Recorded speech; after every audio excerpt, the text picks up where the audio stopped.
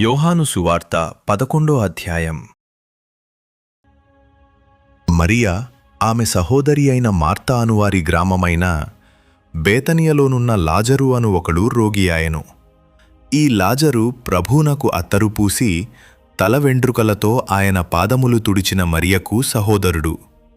అతని అక్కచెల్లెండ్రు, ప్రభువా, ఇదిగో నీవు ప్రేమించువాడు రోగి అయ్యున్నాడు అని ఆయన యొద్దకు వర్తమానము పంపిరి. యేసు అది విని, ఈ వ్యాధి మరణము కొరకు వచ్చినది కాదుగాని దేవుని కుమారుడు దానివలన మహిమపరచబడునట్లు దేవుని మహిమ కొరకు వచ్చినది అనెను. యేసు మార్తను ఆమె సహోదరిని లాజరును ప్రేమించెను. అతడు రోగి అయ్యున్నాడని యేసు వినినప్పుడు తానున్న చోటనే ఇంకా 2 దినములు నిలిచెను. అటు పిమ్మట ఆయన, మనము యూదయకు తిరిగి వెళ్ళుదము అని తన శిష్యులతో చెప్పగా, ఆయన శిష్యులు, బోధకుడా, ఇప్పుడే యూదులు నిన్ను రాళ్లతో కొట్టచూచుచుండిరే, అక్కడికి తిరిగి వెళ్ళుదువా అని ఆయన నడిగిరి. అందుకు యేసు, పగలు 12 గంటలున్నవి గదా, ఒకడు పగటివేళ నడిచిన ఎడల ఈ లోకపు వెలుగును చూచును గనుక తొట్రుపడడు. అయితే రాత్రివేళ ఒకడు నడిచిన ఎడల వానియందు వెలుగు లేదు గనుక వాడు తొట్రుపడును అని చెప్పెను. ఆయన ఈ మాటలు చెప్పిన తరువాత, మన స్నేహితుడైన లాజరు నిద్రించుచున్నాడు, అతని మేలుకొలుప వెళ్ళుచున్నాను అని వారితో చెప్పగా, శిష్యులు, ప్రభువా, అతడు నిద్రించిన ఎడల బాగుపడును అనిరి. యేసు అతని మరణమును గూర్చి ఆ మాట చెప్పెనుగాని వారు ఆయన నిద్ర విశ్రాంతిని గూర్చి చెప్పెననుకొనిరి. కావున యేసు, లాజరు చనిపోయెను, మీరు నమ్మునట్లు నేనక్కడ ఉండలేదని మీ నిమిత్తము సంతోషించుచున్నాను. అయినను అతని యొద్దకు మనము వెళ్ళుదము, రండి అని స్పష్టముగా వారితో చెప్పెను. అందుకు దిదుమ అనబడిన తోమా ఆయనతో కూడా చనిపోవుటకు మనమును వెళ్ళుదమని తన తోడి శిష్యులతో చెప్పెను. యేసు వచ్చి అదివరకే అతడు 4 దినములు సమాధిలో ఉండెనని తెలిసికొనెను. బేతనియా యెరూషలేమునకు సమీపమయ్యుండెను. దానికి ఇంచుమించు కోసెడు దూరము. గనుక యూదులలో అనేకులు వారి సహోదరుని గూర్చి మార్తను మరియను ఓదార్చుటకై వారి యొద్దకు వచ్చియుండిరి. మార్త యేసు వచ్చుచున్నాడని విని ఆయనను ఎదుర్కొన వెళ్ళెనుగాని మరియ ఇంటిలో కూర్చుండియుండెను. మార్త యేసుతో, ప్రభువా, నీవిక్కడ ఉండిన ఎడల నా సహోదరుడు చావకుండును. ఇప్పుడైనను నీవు దేవుని ఏమడిగినను దేవుడు నీకనుగ్రహించునని ఎరుగుదును అనెను. యేసు, నీ సహోదరుడు మరలలేచును అని ఆమెతో చెప్పగా, మార్త ఆయనతో, అంత్యదినమున పునరుత్థానమందు లేచునని ఎరుగుదును అనెను. అందుకు యేసు, పునరుత్థానమును జీవమును నేనే. నాయందు విశ్వాసముంచువాడు చనిపోయినను బ్రతుకును. బ్రతికి నాయందు విశ్వాసముంచు ప్రతివాడును ఎన్నటికి చనిపోడు. ఈ మాట నమ్ముచున్నావా అని ఆమెను నడిగెను.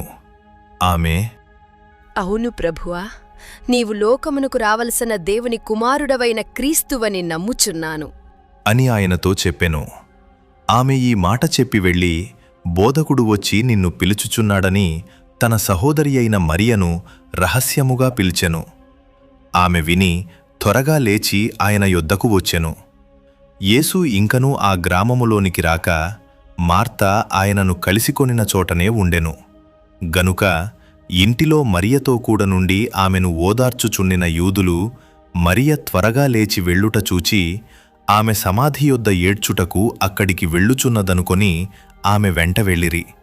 అంతట మరియ యేసు ఉన్న చోటికి వచ్చి ఆయనను చూచి ఆయన పాదముల మీద పడి, ప్రభువా, నీవిక్కడ ఉండిన ఎడల నా సహోదరుడు చావకుండును అనెను. ఆమె ఏడ్చుటయు ఆమెతో కూడా వచ్చిన యూదులు ఏడ్చుటయు యేసు చూచి కలవరపడి ఆత్మలో మూలుగుచు, అతని నెక్కడ నుంచి తిరి అని అడుగగా వారు, ప్రభువా, వచ్చి చూడుము అని ఆయనతో చెప్పిరి. యేసు కన్నీళ్లు విడిచెను. కాబట్టి యూదులు, అతనిని ఎలాగు ప్రేమించెనో చూడుడి అని చెప్పుకొనిరి. వారిలో కొందరు, ఆ గ్రుడ్డివాని కనులు తెరిచిన ఈయన ఇతని చావకుండా చేయలేడా అని చెప్పిరి. యేసు మరల తనలో మూలుగుచూ సమాధి యొద్దకు వచ్చెను. అది ఒక గుహ, దానిమీద ఒక రాయి పెట్టియుండెను. యేసు రాయి తీసివేయుడి అని చెప్పగా చనిపోయిన వాని సహోదరి అయిన మార్తా, ప్రభువా, అతడు చనిపోయి 4 దినములైనది గనుక ఇప్పటికి వాసన కొట్టును. అని ఆయనతో చెప్పెను. అందుకు యేసు, నీవు నమ్మిన ఎడల దేవుని మహిమ చూతువని నేను నీతో చెప్పలేదా? అని ఆమెతో అనెను. అంతట వారు ఆ రాయి తీసివేసిరి. యేసు కన్నులు పైకెత్తి, తండ్రి, నీవు నా మనవి వినినందున నీకు కృతజ్ఞతాస్తుతులు చెల్లించుచున్నాను.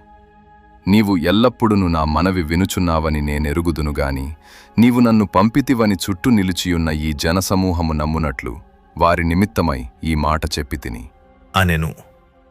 ఆయన అలాగు చెప్పి, లాజరు, బయటికి రమ్ము అని బిగ్గరగా చెప్పగా చనిపోయినవాడు కాళ్ళు చేతులు ప్రేతవస్త్రములతో కట్టబడినవాడై వెలుపలికి వచ్చెను. అతని ముఖమునకు రుమాలు కట్టియుండెను.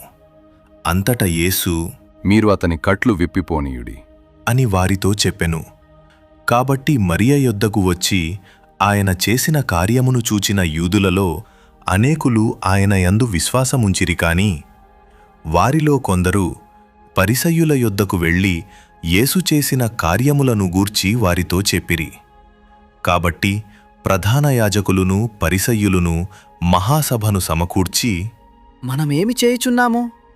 ఈ మనుష్యుడు అనేకమైన సూచక క్రియలు చేయుచున్నాడే. మనం ఆయనను ఈలాగు చూచుచు ఊరకుండిన ఎడల అందరూ ఆయన యందు విశ్వాసముంచెదరు. అప్పుడు రోమీయులు వచ్చి మన స్థలమును మన జనమును ఆక్రమించుకొందురు అని చెప్పిరి. అయితే వారిలో కయప అను ఒకడు ఆ సంవత్సరము ప్రధాన యాజకుడయ్యుండి, మీకేమ్యూ తెలియదు, మన జనమంతయు నశింపకుండునట్లు ఒక మనుష్యుడు ప్రజల కొరకు చనిపోవుట మీకు ఉపయుక్తమని మీరు ఆలోచించుకొనరు అని వారితో చెప్పెను.